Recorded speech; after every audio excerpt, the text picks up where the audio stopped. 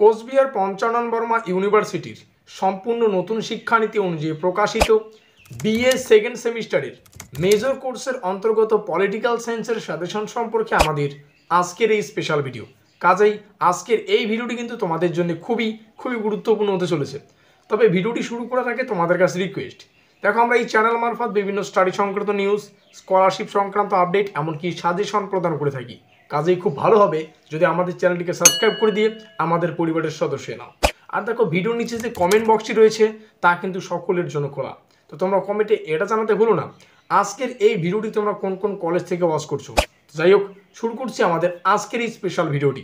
ঠিক যেমনটা আমরা আলোচনা করলাম, কোচবিহার পঞ্চানন বর্মা ইউনিভার্সিটির ইউজি সেকেন্ড সেমিস্টার, যার অর্থ হচ্ছে আন্ডার গ্র্যাজুয়েট কোর্সের সেকেন্ড সেমিস্টারের মেজর 2 কোর্সের অন্তর্গত পলিটিক্যাল সায়েন্স সাজেশন সম্পর্কে আমাদের আজকের এই স্পেশাল ভিডিও।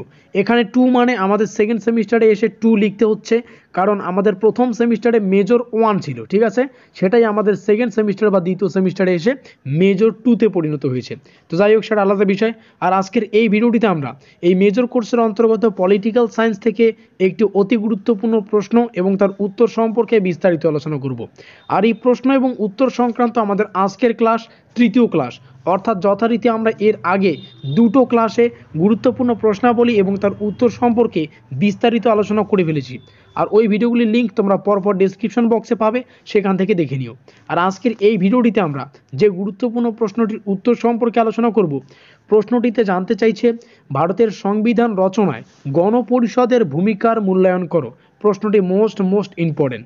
ভারতের যে সংবিধান আছে সেই সংবিধান রচনায় গণপরিষদের ভূমিকা বা গুরুত্ব কতটা সেই সম্পর্কে আমাদের বিস্তারিত আলোচনা করতে হবে। তো যাই হোক, প্রশ্নটি মোস্ট ইম্পর্টেন্ট, অবশ্যই প্রশ্নটিকে খাতা লিখে নেবে।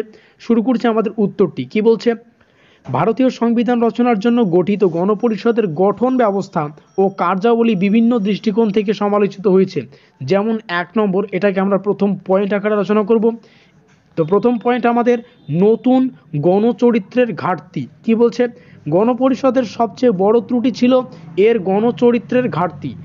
দামোদর স্বরূপ শেঠের মতে, যেহেতু প্রাপ্তবয়স্কদের ভোটাধিকারের ভিত্তিতে গণপরিষদ এর সদস্যরা নির্বাচিত হয়নি, তাই এতে জনগণের আশা আকাঙ্ক্ষার প্রতিফলন ঘটেনি।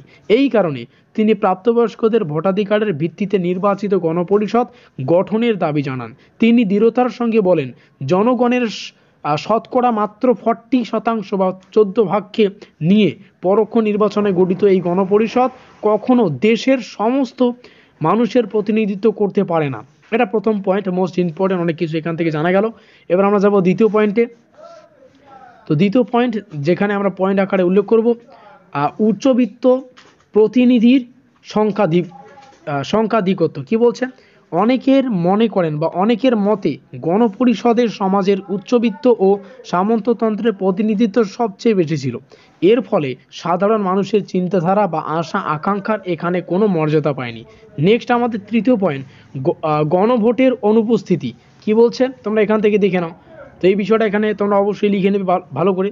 তো প্রত্যেকটা আমি উত্তরটা তোমাদের সামনে উপস্থাপন করছি, তোমরা লিখে নেবে প্রত্যেকটা বিষয়। তো এই হচ্ছে আমাদের সর্বশেষ আমাদের উপসংহার আলোচনা করতে হয়।